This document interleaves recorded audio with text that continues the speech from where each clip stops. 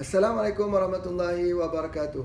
Alhamdulillah, bersyukur pada Allah Subhanahu wa taala. Selawat dan salam ke junjungan kita Nabi Muhammad sallallahu alaihi wasallam yang tercinta, nabi penutup para nabi, khataman nabiyyin, yang mana sangat kerinduan kita kepadanya. Insya-Allah kita jadi umat yang terbaik yang telah dijanjikan, insya-Allah.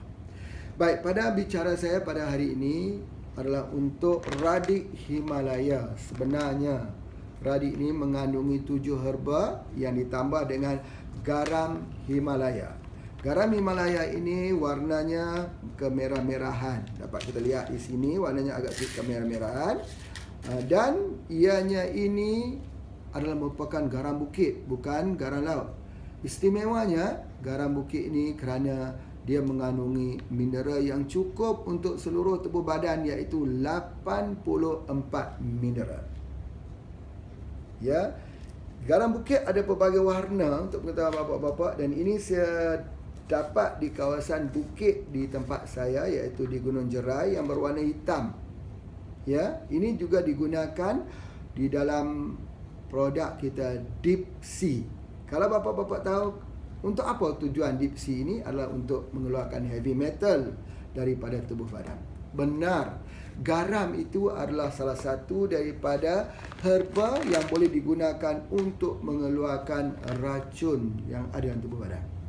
Paling minimal lah, di rumah kita ambil air garam, rendamkan sayur atau buah-buahan yang beracun itu, insya-Allah racun itu dapat disingkirkan keluar.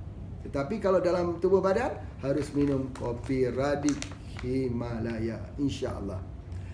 Jadi khasiat yang pertama, ianya melakukan proses detoksifikasi, mengeluarkan racun dalam tubuh badan. Khasiat yang kedua, garam adalah sumber untuk menghilangkan kepanasan dalam tubuh badan.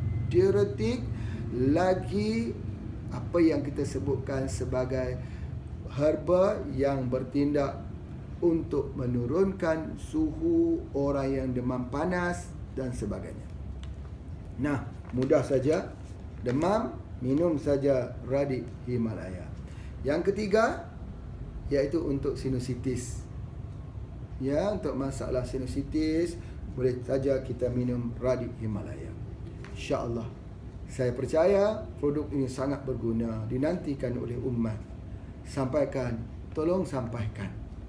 Kerja bersungguh-sungguh, pastikan produk ini insya-Allah berada di setiap rumah umat Islam. Di mana ada suara azan, di situ ada produk halal HPA International.